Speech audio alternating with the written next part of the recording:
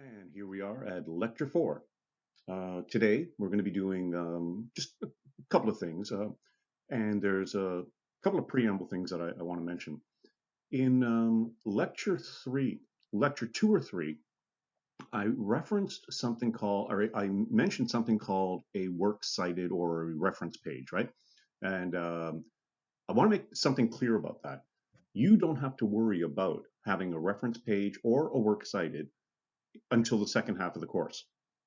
Because when you're doing your summaries, you don't have to worry about like you want your in-text citations, right, as we talked about, or your paraphrasing or what have you, but we're not worried about doing an actual works cited or reference sheet for those, okay?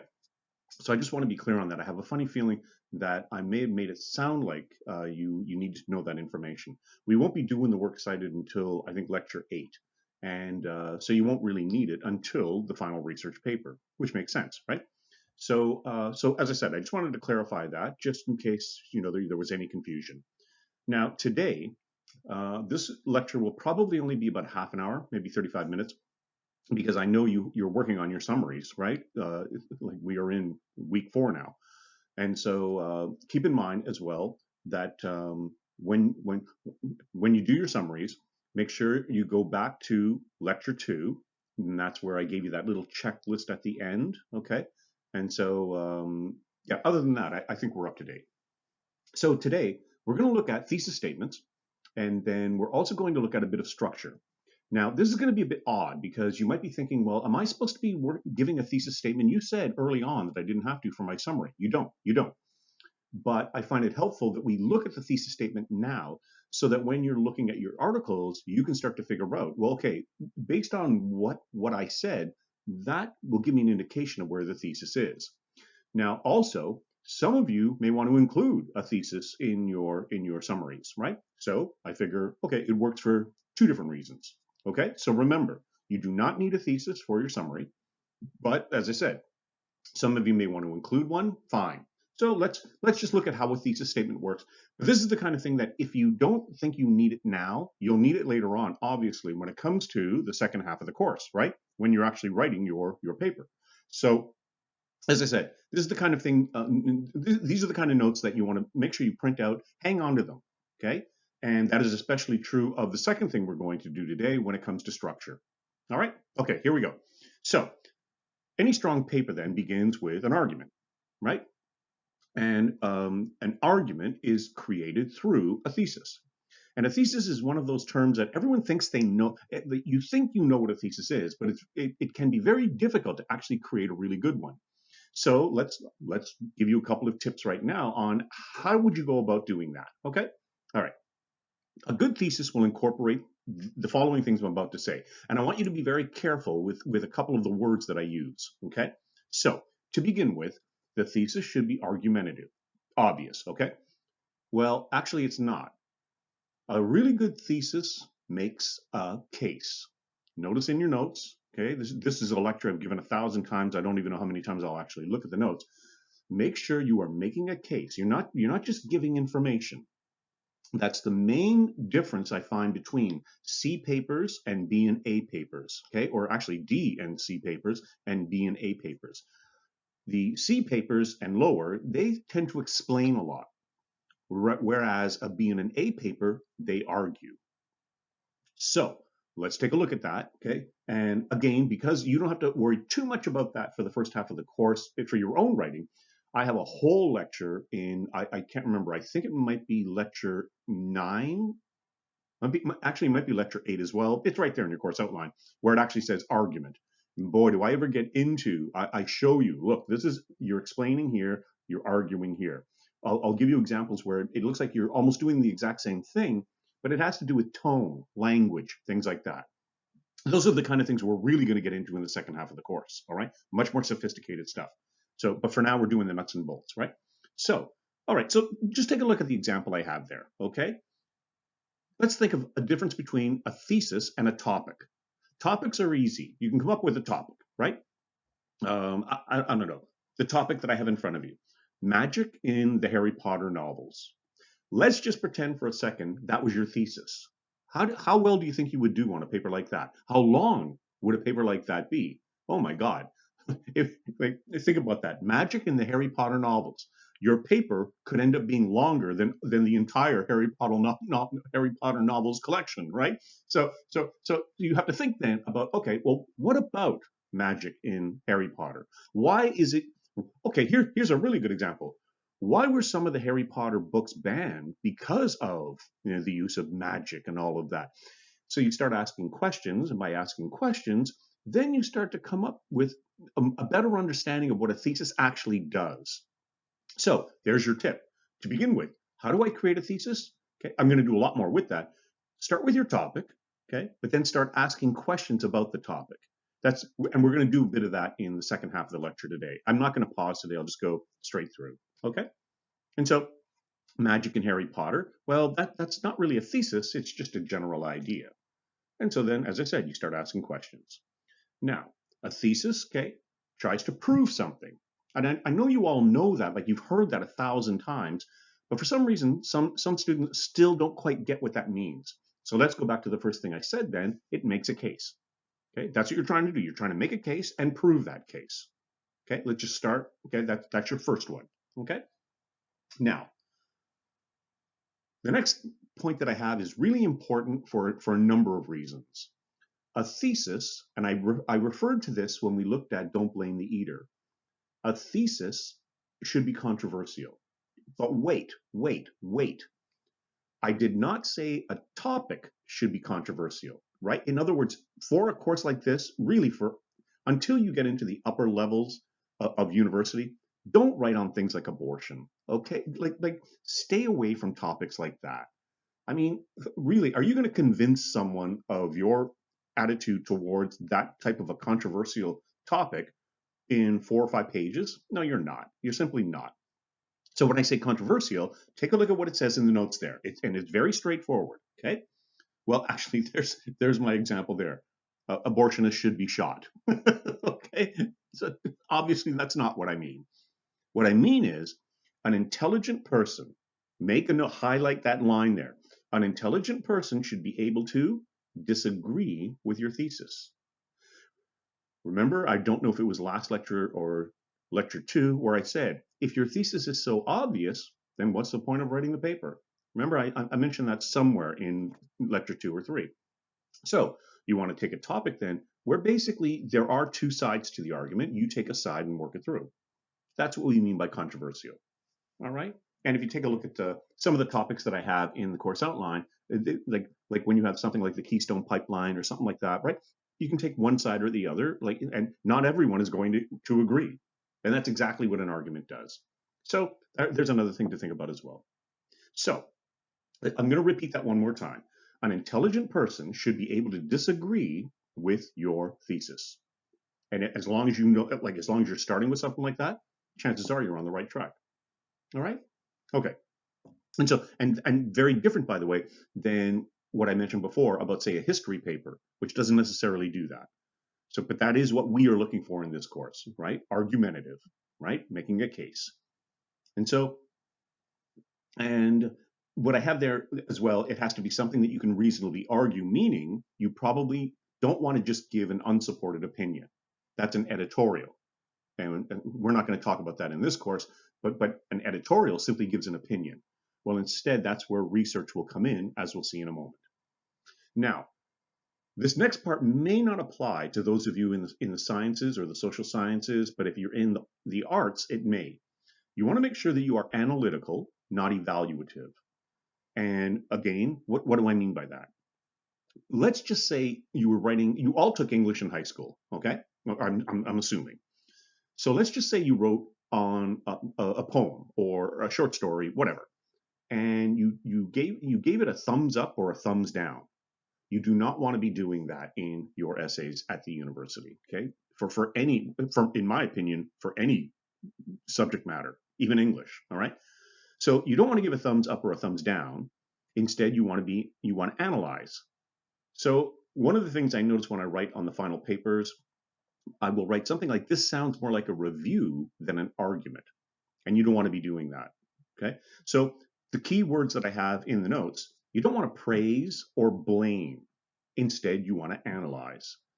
And again, let's just think back to high school English, where, yeah, you could talk about things like, well, let me just give you the quick example there. Yeah. Paradise Lost, some of you may know that it's a book long poem by John Milton, but just look at what I've got there. Paradise Lost is an enduring expression of the human spirit. What the hell does that mean? Like, how do you prove that? You can't prove that. That's what I mean by it sounds more like a book review, right? Or an editor. So, like you would read something like that in a magazine, okay? But that is not what a university essay should be doing. At least not for this course. Maybe you might have one or two English profs who say it is okay to do that. Yeah, I wouldn't, right? But anyway, or The Hobbit isn't successful in its choice of narrative techniques. Who are you to say that? Anyway, I think you get the idea. Okay. So, and that says right there, right? That's the business of book reviewers, not a university paper. Specific. So this is one I've noticed in first year papers where students want to take on a bit too much more than they need to. So try not to take on huge nebulous topics such as, the Black experience in the 20th century. Oh my goodness! Like, how long would a paper like that be? But could you write on the Black experience in a specific case? Yes, you could. Of course, you could. Uh, I don't want to get too topical, but I think you can probably come up with a few examples that have happened in the last month or two, or the last year, right? Maybe the last year, to be more specific. I think you know what I'm alluding to. Could you write a paper on that? Of course, of course. But notice the difference there. That would be dealing with a specific incident or subject matter. Well, now we could make that more manageable. Correct? Right? See the difference? So think about that as well. Okay. And that's how we hone in then on the thesis statement. We make it tight, very clear, specific. One sentence, I would say, is usually the way a really good thesis should work. Right? Not always, but I would say for your own writing, really, if you, in a 5-page paper, if you can get it down to one sentence, right? But actually, you should be able to get it down to one sentence. And again, we'll talk more about that when we get into introductions, paragraphing. Okay, I only alluded to that one paragraph, right, in the second lecture. We're going to do a lot more with that when it comes time for you to write your papers. Okay, all right. So, yeah. So, oh yeah, the immigrant experience in the 20th century. My goodness, I mean, like it would take a 3-volume set of books to even come close to touching the surface of a topic like that. Okay? But of course, there are ways that we could deal with that kind of subject matter if we just honed in, right? Pared it down. And so, as I said, for that idea, yeah, you want to think about, given the amount of time that you have, right? The word count and all that. And by the way, don't get too hung up on word counts, and don't include at the end of your paper word count 900 words or whatever. Don't do stuff like that. Oh, that reminded me of something else as well. Last term, there was one student who kept asking me about rubrics. Okay, please don't ask me about rubrics. I am giving you everything you need to show you the difference between a C, a B, and an A. But unlike high school, I want to make this really clear right now. When you hand in an assignment, you do not start at 100. I don't get that. I don't understand why students ask questions like that. They will, if I give a student an 80, okay, a damn good grade, sometimes I'll actually have the student email me and say, where did I lose the 20 points? You didn't lose 20 points. You gained that grade from 0 to 80. That's the way grading works at the university level. So I would really appreciate, don't ask me for rubrics and things like that, all right? It doesn't work that way, okay? I don't know why I got off on that tangent, but I think that's important for us to understand, okay? All right. So yeah, you don't start at 100 and lose points, right? That doesn't make any sense. You kind of start at 0 and work your way up, if you know what I mean. Like you don't hand your paper in, 0. You hand your paper in, okay, now let's see how far we'll go, or how well you'll do. All right, anyway, make a note of that, okay? 14 minutes and 30 seconds in. Make a note in your notes right now. No rubrics will be offered, okay? 14 minutes, 30 seconds, lecture 4. Okay, anyway. Finally, when it comes to a thesis and an argument, in a university paper, always a good idea to have support. And what I mean by that is research. Okay? So yes, you are expected to do a bit of research, And again, for a first year course, the whole idea of research is simply getting you used to, utilizing the library, understanding as we did with or we're doing at the moment with your summaries, integrating quotes into your papers, all of that. That's why we're starting with stuff like that, baby steps, right? We're doing smaller things first, and then we'll get into, right, how we put the whole paper together. So keep that in mind as well. And I want to say just a couple more things about that. So research, as I said, is strongly recommended at the university level. I can't force you to do research, but obviously you'll do better if you incorporate research. Now, let's be really clear about what I mean by that. The minute that I say research is very important, some students think, well, does that mean that my opinion or like what I have to say doesn't matter? No, no, no, no, no, no. A really good paper will begin with your voice. Your voice, your opinion should be driving the entire paper along. Okay? Period. However, remember lecture 3? However, research, proper research from acceptable peer-reviewed journals or authors or whatever, okay? That will only help to sophisticate your opinion, your argument.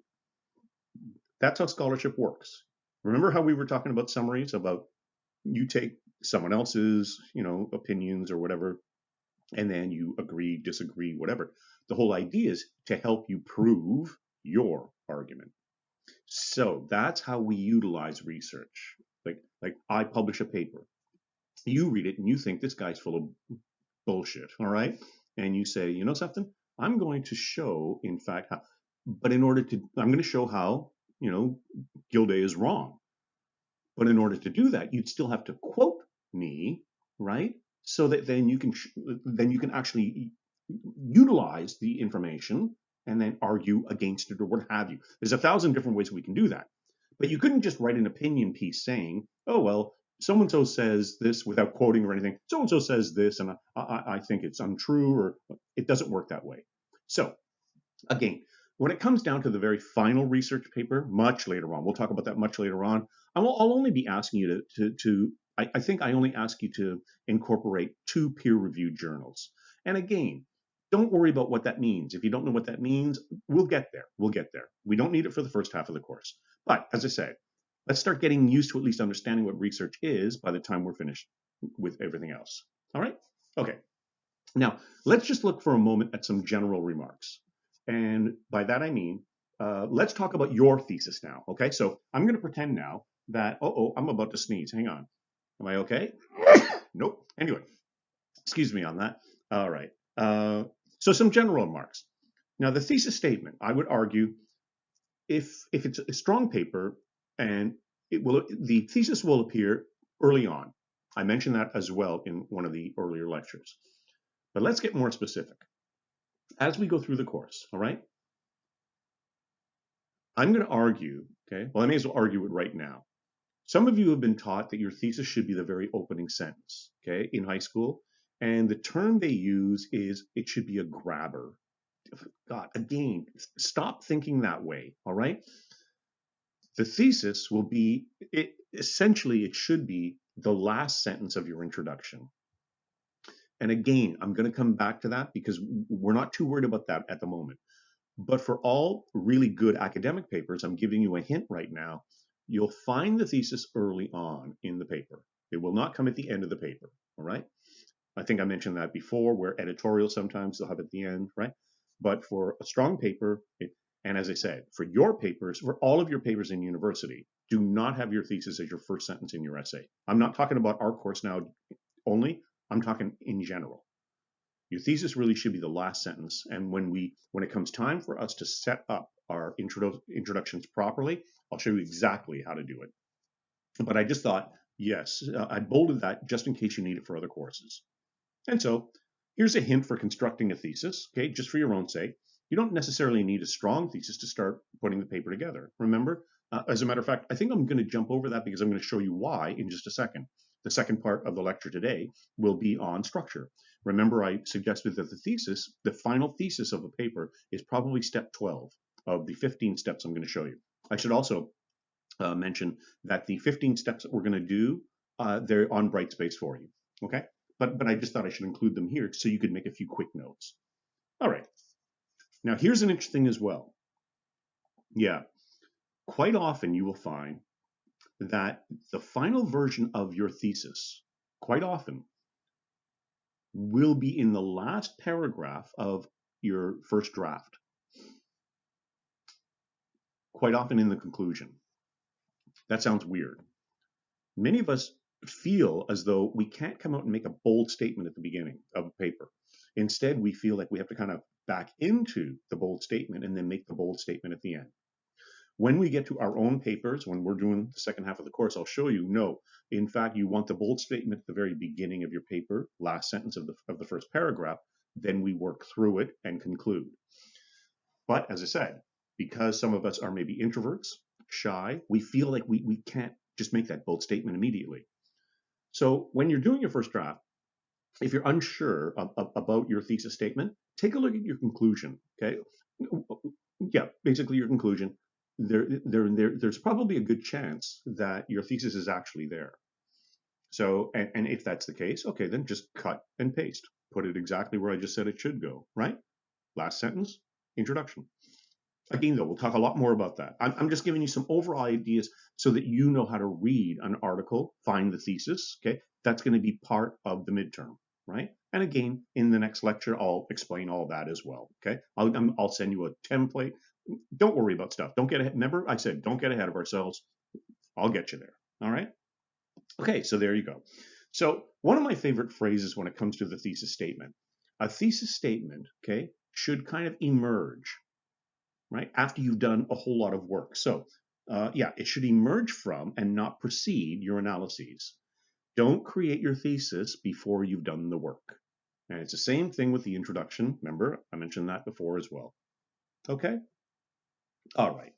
Now, a couple of little hints, and then we're already 22 minutes in. Amazing how quickly this goes. Let me show you some weak phrases that we shouldn't use when it comes to a thesis statement, yours especially for your final research paper, okay? In this paper, okay, I will show, okay, or this paper will show. Get rid of phrases like that, please, all right? Phrases like that suggest there's no argument.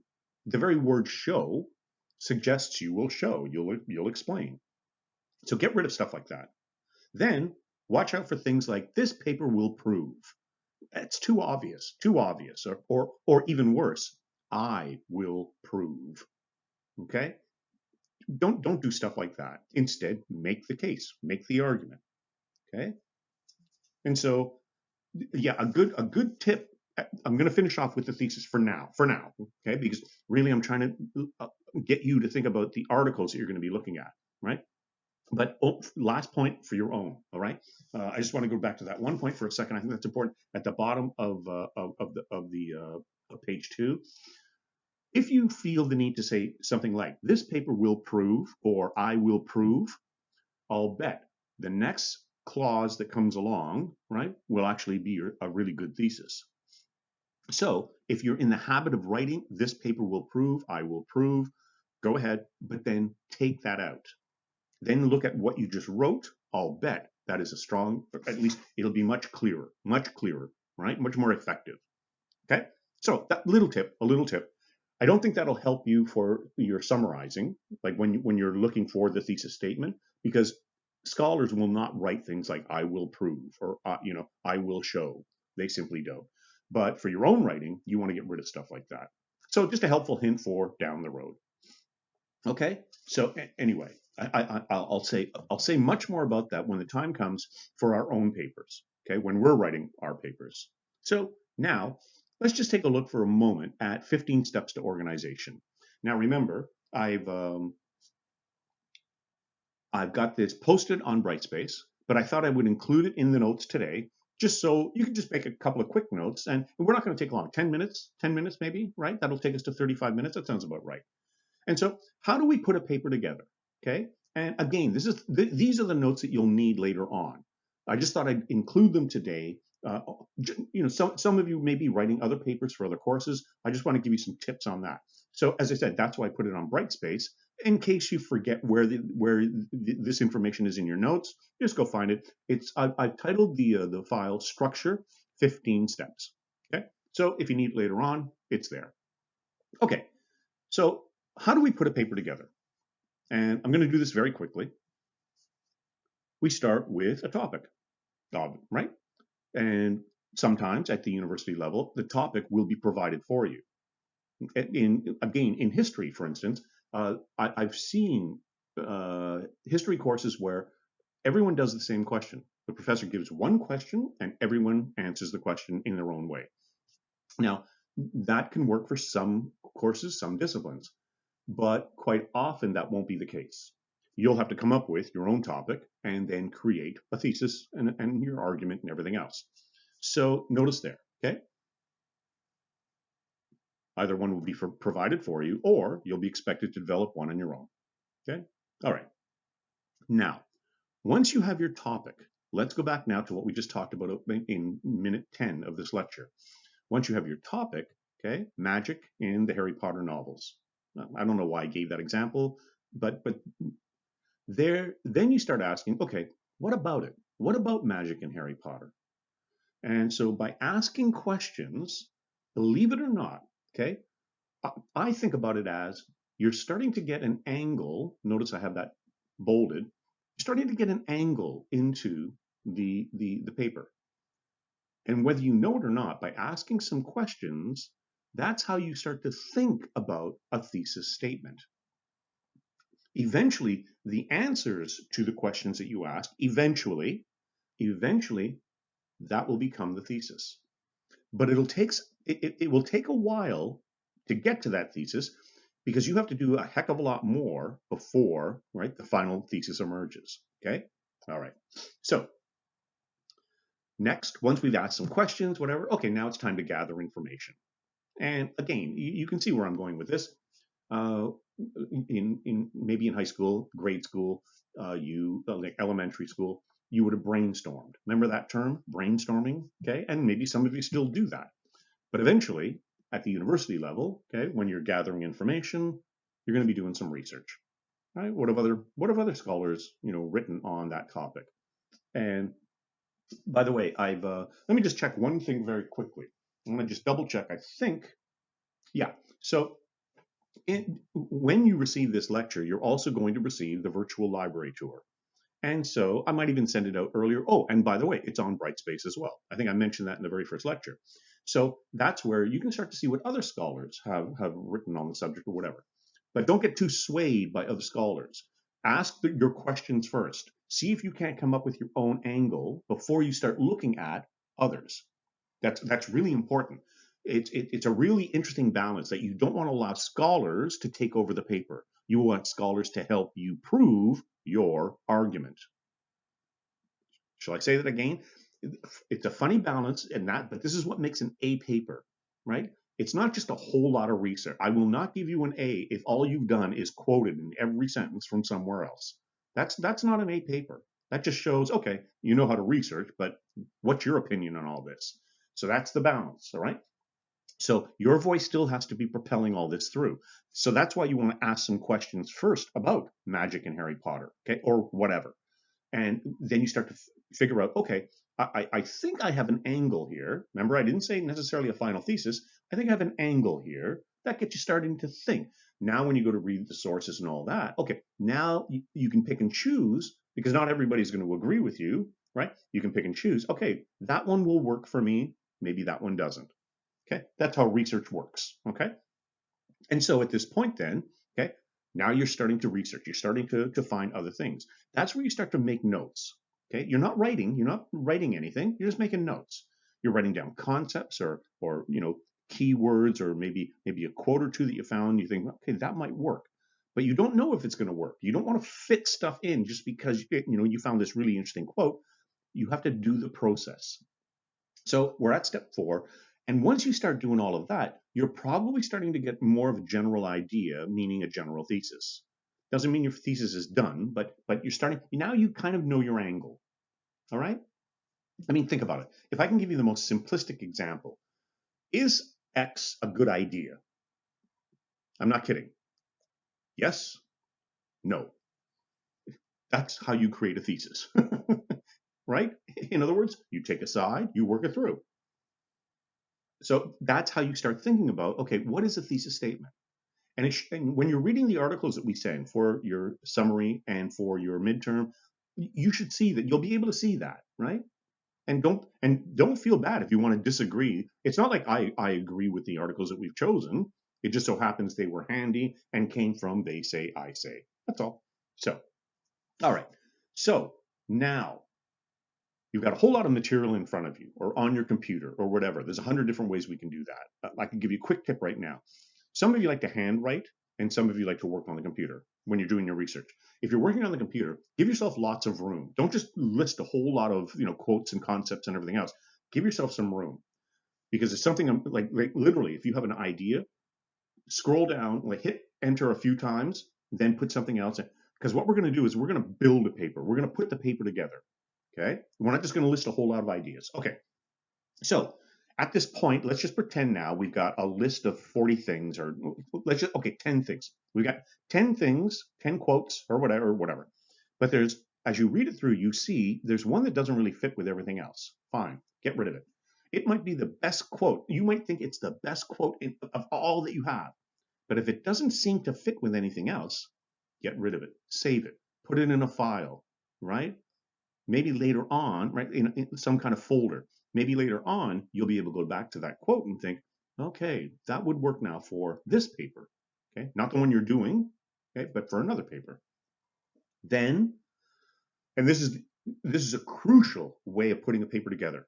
If you followed what I was doing with the summary, remember what I said in Don't Blame the Eater, how we had health, and we had responsibility, then we had lack of advertising or transparency or whatever.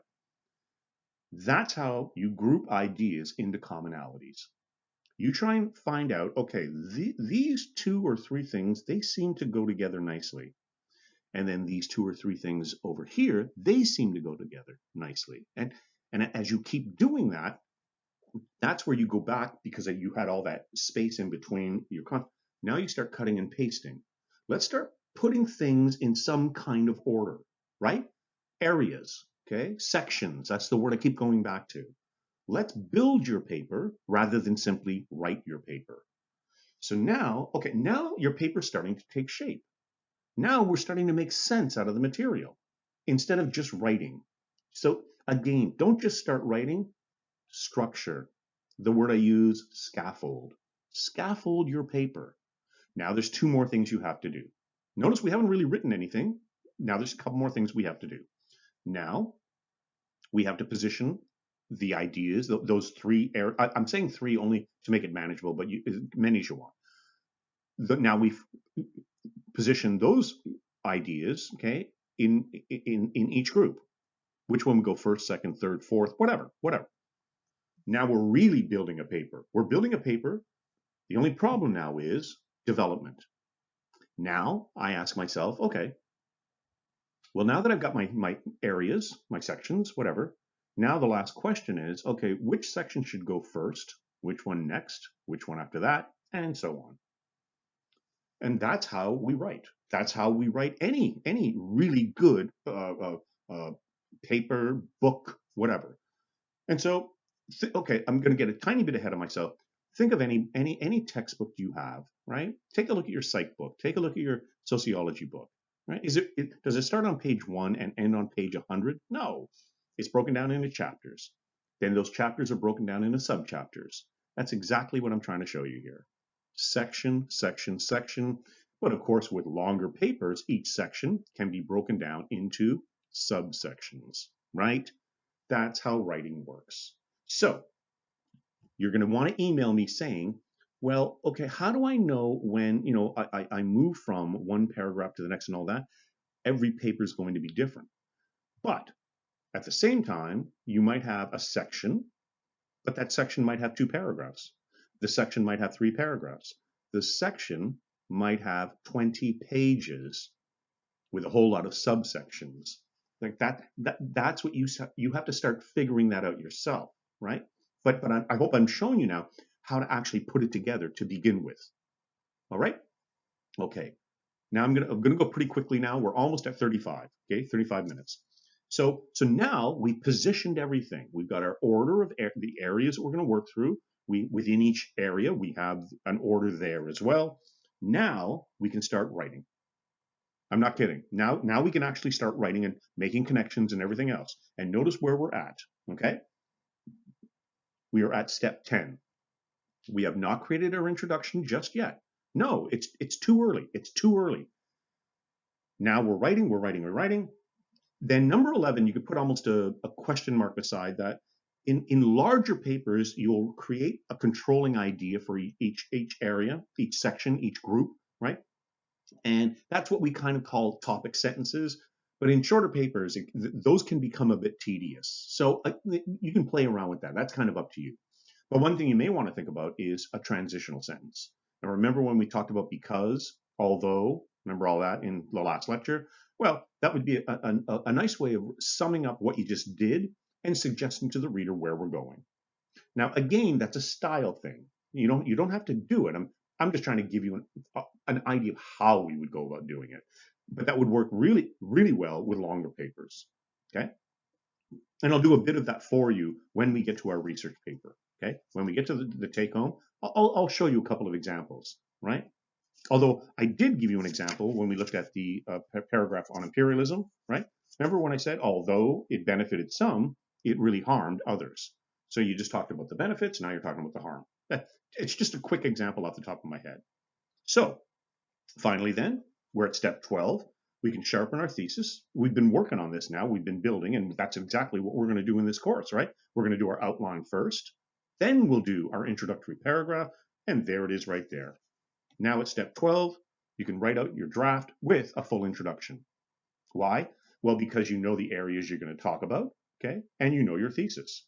The only thing you got to come up with now for an introduction, and again, we're getting a bit ahead of ourselves, would be something like a general opening statement, right? Magic is a controversial topic when it comes to the Harry Potter novels. Boom. You haven't really said anything, but you've given the reader an indication of what we're going to be reading about. There you go.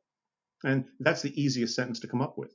But keep in mind, you've done everything else. I'll show you exactly how to put a really good introduction together based on all the areas that you went through. So we've got what I would call a general opening statement. Then we've got the areas that we're going to be working through. Then you have your thesis. Boom, there's your introduction right there. Okay.